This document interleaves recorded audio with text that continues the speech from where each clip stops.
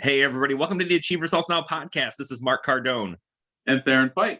So, a great topic, breaking bad habits. Yes. There's no simpler way to put it. 3 steps, 3 simple steps you can take today to start breaking your bad habits. Absolutely. So let's talk about habits. Let's talk about habits a little bit. Yeah. Well, habits rule our life for sure. We're habitual creatures, so we're going to just develop habits naturally. And so if we just let them happen, oftentimes, especially in the modern world, there's so many distractions and so many things to pull us away. And most of us aren't hunting for our food. We have a bed to sleep in, that's a lot of the world. So it's easy to develop really bad habits that aren't going to serve you. Yeah. And habits, I think, are interesting because everything we do, for the most part, is somehow tied into our habits. Right. The time we wake up, the number of times we hit the snooze button, what we put into our bodies first thing in the morning, what we, when we exercise, and a lot of the things, how we procrastinate our work day is a habit, right? Yeah. Because we have habits where I have to check my social media first. I have to do this first. I have to have my coffee. I have to adjust my chair. So all these things that are your process, right, are your habits.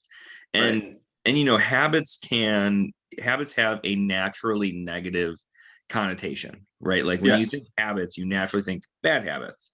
Right. But there are good habits that we have too, right? Maybe you read to your kids every night. That's a good habit. Maybe you read to yourself every day. That's a good habit. Listening to podcasts once a week, especially ones like this one, great habit. Right. So, what we're talking about today is taking our bad habits, breaking them down, and let's get right into number 1, because I think this is a big number 1, guys. Get ready for this. It is. Yeah. Well, so the 3 R's. Yep. To habits. The 3 R, right? The 3 R's to habits, even easier. Yes. Yep. So the first R is research. Right. Yeah. And you want to take that? Yeah. And by research, all we're talking about is you have to think about some things here, right? And there's really kind of 3 things that we're going to focus on. Number 1 being, what habits are negatively impacting your progress. That's a good way to look at it, right? And obviously you want to start with the ones that are having the biggest negative impact, because, we may say, hey, this is a bad habit that I have, but in reality, like, fixing a bad habit that's not really impacting anything is you procrastinating the bigger problem. Sure. Right. So which habit is really the one you need to be focusing on? As much as it's great to get an easy one out of the way, and I think that's a great idea, try to find one that's really having an impact. Right. And I think what you brought up is accurate. Like, you can change, maybe to build momentum or build your confidence, adjust and change a small bad habit. But really the big ones is the ones you want to go for. It's a lot like goals. When you achieve small little goals, that's fine. That's great. That builds momentum. We've done that. We talked to podcasts about that. But when you have a big goal, something that's really propelling you and moving you forward, what happens is all those goals have buddies.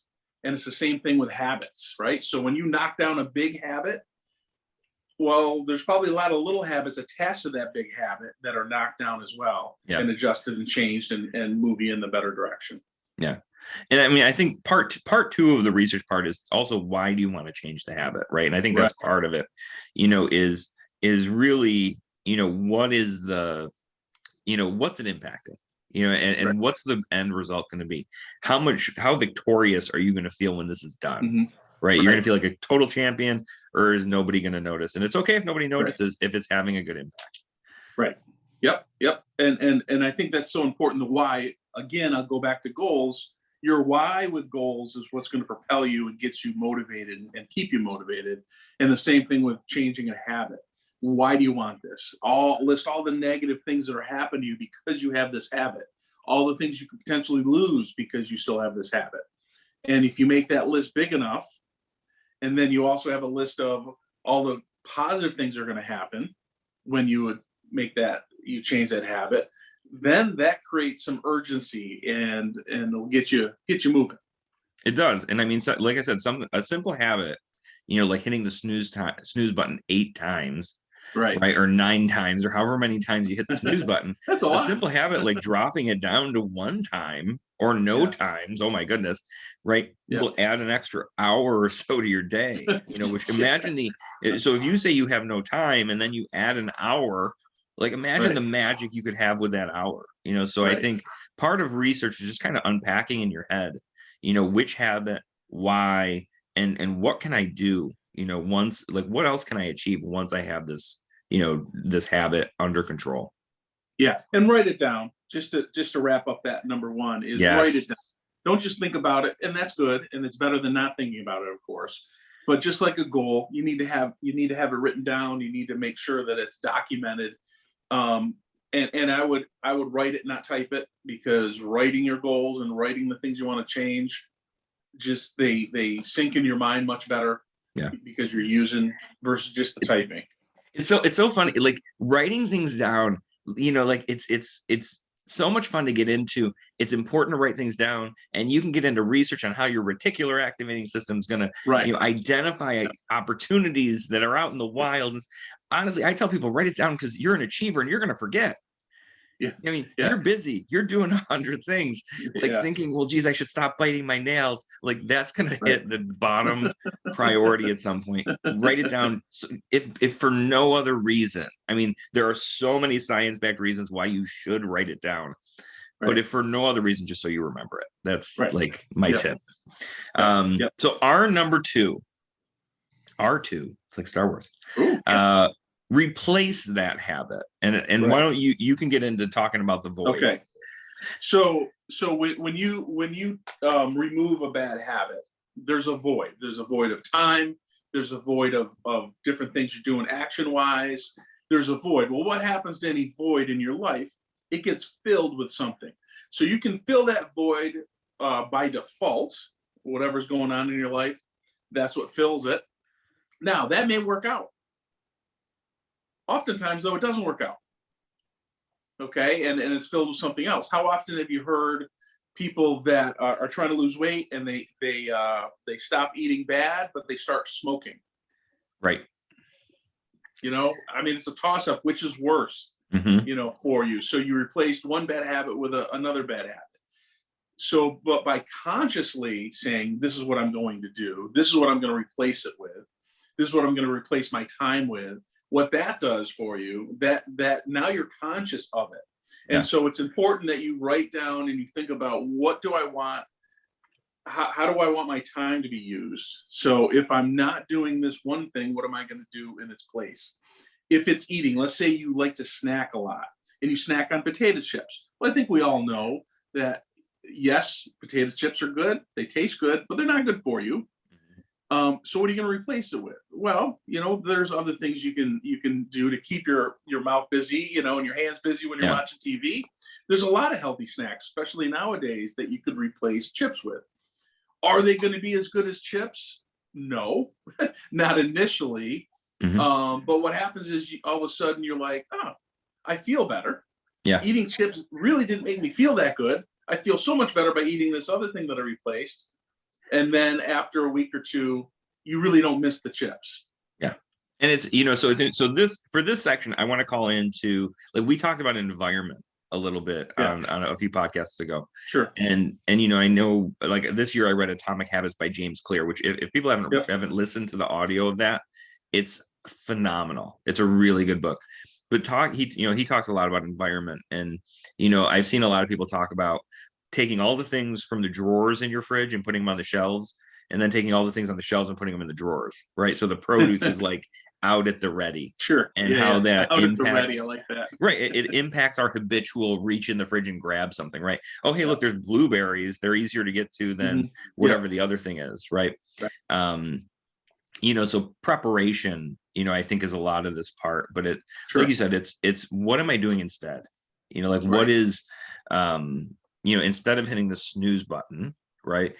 What am I going to fill the time with? Because I'll tell you what will happen. If you don't hit the snooze button and you don't have anything to do for that 9 minutes, you're going to play with your phone, or you're going to do something Yeah. else that's not a Right. positive habit. So I think exactly what you said, filling that void, will help you stick to it and get more Right. results.